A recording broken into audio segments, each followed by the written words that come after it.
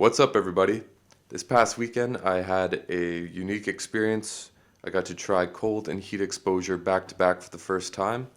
I'm lucky enough to have a naturopathic doctor as a cousin, so she was able to guide me through the experience of being directly in a high temperature wood burning sauna and then going into ice water with proper technique. And the experience was extremely euphoric and transformative. I was buzzing for the remainder of the day, and then we had an interview afterwards.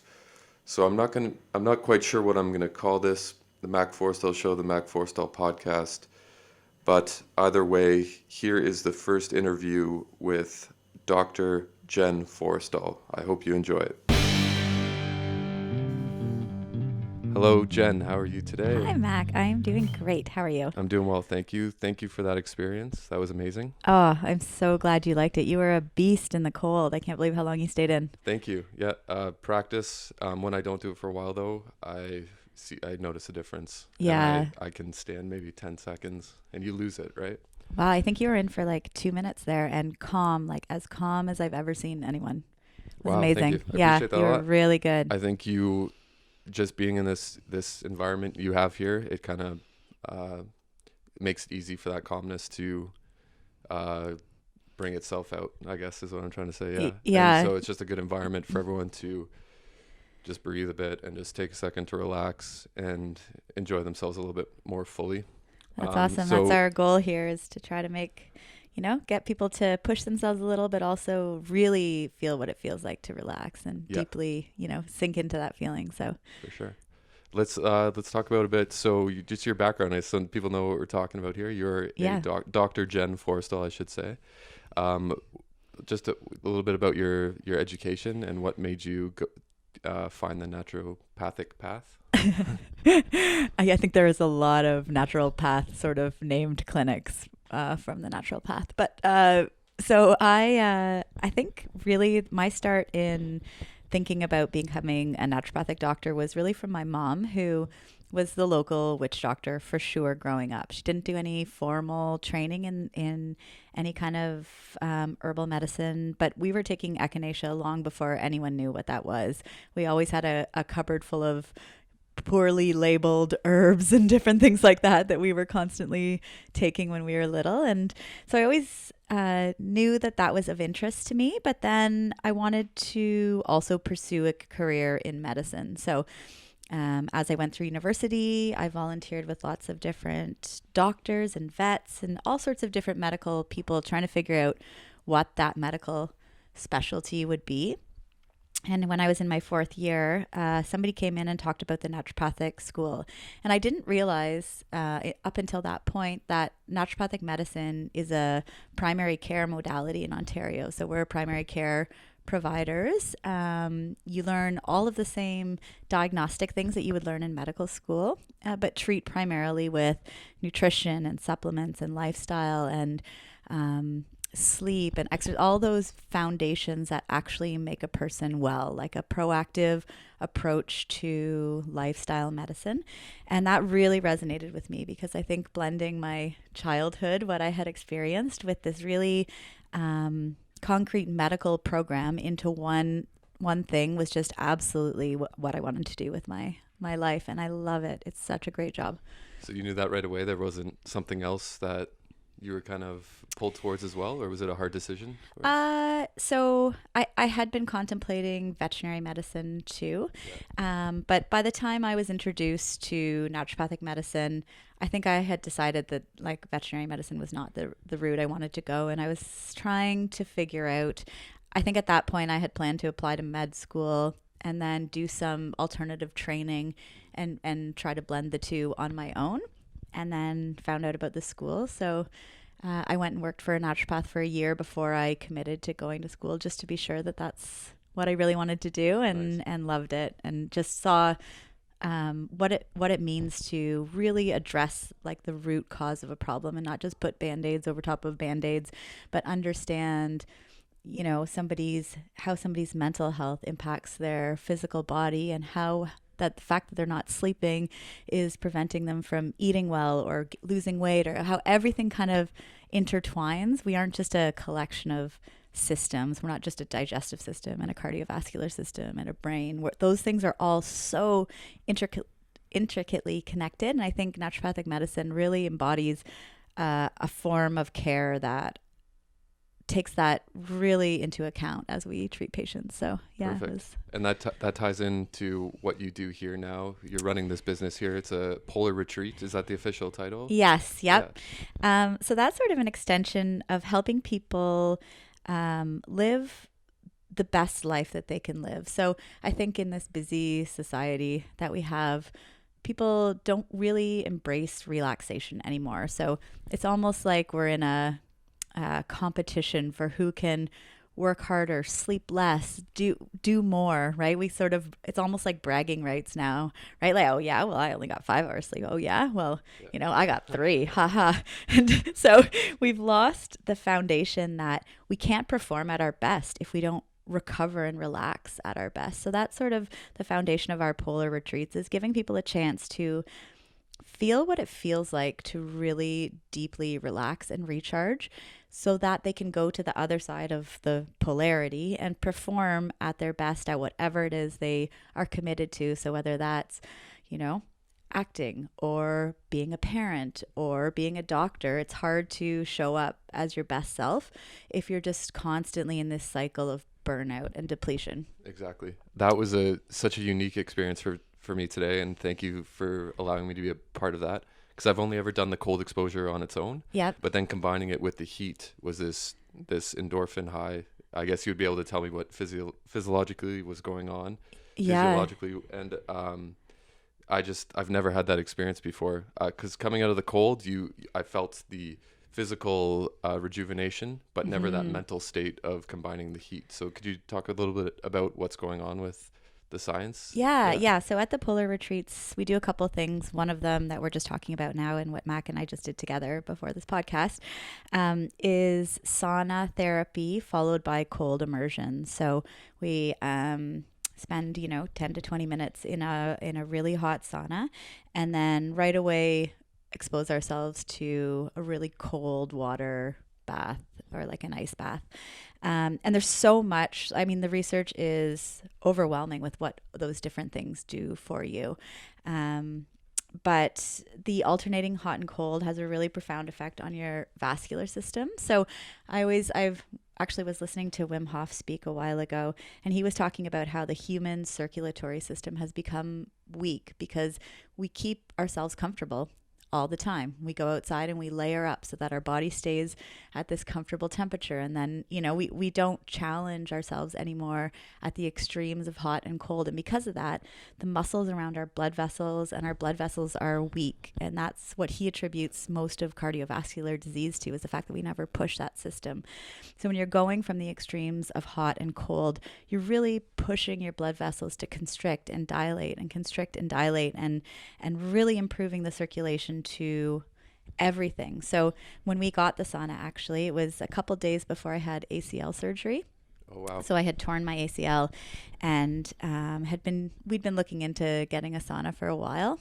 And just at that moment, I was like, I need this for recovery. I want to heal faster and better. So we got the sauna a couple days before my surgery. And I remember it was maybe 6 days after you have your surgery, you go in to see the doctor for your follow-up. And I remember walking in and dragging my crutches behind me and saying, like, do I really need these crutches anymore? And other people were there who had had surgery at the same time as me, still very much using their crutches for weeks and weeks after this, because as soon as I possibly could, I was in that sauna and doing like hot and cold exposure to help me heal. And I even remember one of the technicians putting like the machine that goes like a TENS machine to help you speed up healing. And she was like, oh, how many months ago did you have your surgery? And I was like, it was 2 weeks ago. She said, your skin looks like it's been healing for months. Like, how did you accomplish this? I was like, well, I attribute a lot of that to the benefits of really challenging your system that way, of that hot and that cold. And do people kind of still look at you like you're like it's a bit wooey at this point. It's starting to get more popular, but now, like especially with people like Wim Hof, they're showing the science behind it, and it's becoming a little bit more mainstream and acceptable. Yeah. Because people still look at me like I'm crazy when I talk about cold. Yeah. You know what? The cold for sure. People have a lot of emotional associations with being cold, I think, and we just fear the extremes of our mind and our experience. I think most of us operate in comfortable because that's easier.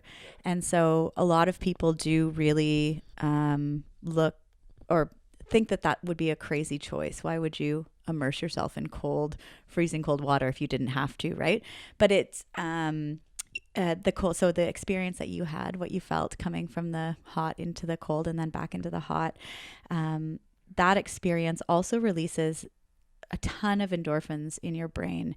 So you've got those endorphins. It releases serotonin, and you literally feel high, right? That's what Like I did. Yeah, we yeah, had that moment in the sauna. We're like, oh, I'm high right now. Okay, yeah. yeah. As the blood like flows back out into your extremities, you get all tingly, and you feel euphoric, right? Like you just get this controllable feeling of being, for lack of better words, high, right? But that's I think something amazing about it, and it's actually chemically you're releasing all these like positive hormones into your system.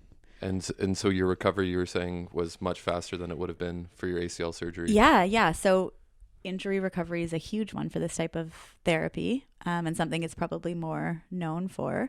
But then it's also great for your immune system. It's great for Depression, anxiety, your mental, anxiety. absolutely. Yeah, And it's that endorphin. I think a lot it has to do with those endorphins, but also putting yourself through that difficult task and proving to yourself that you can do those things, and then you get a sense of accomplishment from it, which grows momentum or allows for momentum, and then who knows what the next thing you might say yes to versus, oh, I can't do that. Those self-limiting thoughts versus, or yeah. so you have that experience, and then the next time you go to try something, you might have a little bit more courage, or you can go that extra minute, and then I feel like that's where you just start to generate more happiness. Yeah, you build more mental toughness and resilience, right? Resilience is built from going through a difficult experience, getting through it, and then learning on the other side that you could do that thing. So the next time you experience something similar, you trust that you can get through an experience like that, and that's how resilience is built. But I love my new favorite quote. Comes from Dodgeball. Have you seen the movie Dodgeball? Yeah, yeah, for sure. So Nice. I love the quote. If you can dodge a wrench, you can dodge a ball, right? So because it's the idea of if you can push yourself to the edges of your boundaries and keep widening that comfort zone, less and less things fall outside your comfort zone, and you experience less and less anxiety, right? If you keep your comfort zone really, really tiny, tons of life experiences fall outside that zone and you're always feeling anxious, right? If you can purposely push out the boundaries of your comfort zone, then less and less things will fall outside that comfort zone, right? You're just widening your capacity for everything and anything. So cold exposure, hot, all those things, right? It's a widening of your capacity to take on life. So how would you recommend people get started with this? Because I think for me, it was gradual exposures. Quick, I just started with a little bit of a cold shower at the end versus Yep. people see someone sitting in a frozen lake or something and they think, oh, that's crazy. That's not going to work. So just build up to it. And with the heat as well. Yeah, exactly. So one of the easy recommendations that people use, just a hot bath, 15 minutes before you go to bed, and then into a cold shower. And that alone releases more melatonin for your brain, helps you sleep more deeply. Or at the end of a shower, so just have your regular hot shower. At the end of the shower, turn the water as cold as you can handle it for a minute, and then back to warm up for a minute, and then cold as you can handle it, back to warm. And you can do that alternating thing just in the shower at the end of your shower. Oh, that's a good, yeah, because I've only done cold at the end, but you're saying do like what we just experienced there with the hot and the cold, because that's another layer of benefits as well. Yeah, exactly. Okay. And then the one thing I want to say about cold and what's like what I really love about it, my favorite moment when I'm getting into like an ice bath is usually as people get into a cold, you have that stress response experience where you're like, oh my God, it's so cold. Ah. And then in order to stay and be calm in the cold, you have to actively take control over that stress response. So usually what I'll allow myself that feeling of getting into the cold water, and then I'll take a deep breath in and I'll just blow all my air out and settle down into the cold and just control my breathing as much as I can in that space. Because psychologically, what you're doing is you're actively controlling your stress response. You're learning how to override that, uncontrollable thing that happens to all humans' brains and really take power and control over that. So you can do it in the shower too. So the goal of your minute in the shower isn't to be like leaping around and like, oh my God, why did Dr. Chen say this is a good idea? It's a terrible idea, right? The goal is you can have that for a second. You get hurt too. What? That panic. Yeah, Yeah, I've exactly. almost fallen a few times. Yes. But the goal is when you're in the cold, allow yourself that feeling for that first 10 seconds and then take control of it. Take a deep breath and just settle into that feeling. Control your breathing. Stand there and let the cold run over you. Cold stimulates the same receptors in your body as pain.